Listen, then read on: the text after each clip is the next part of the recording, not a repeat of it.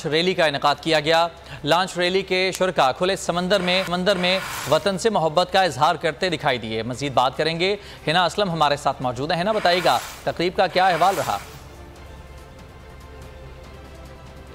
कराची का इलाका किमाड़ी है, जहां यौम तकरीम शोहदा के मौके पर लॉन्च रैली का इनेकाद किया गया है और लॉन्च रैली के शुरका खुले समंदर में वतन से मोहब्बत का इजहार करते दिखाई दिए। इस मौके पर पाक फौज जिंदाबाद के नारे भी लगाए गए, पाकिस्तान जिंदाबाद के नारे भी लगाए गए। हमारी नुमाइंदा हिना असलम हमारे साथ मौजूद है। हिना, बताइएगा।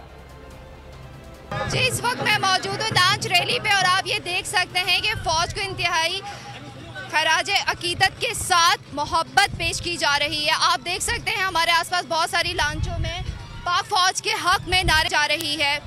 पाकिस्तान के हालात जैसे भी हों, लेकिन पाकिस्तान की आवाम हर हाल में पाकिस्तान के साथ है।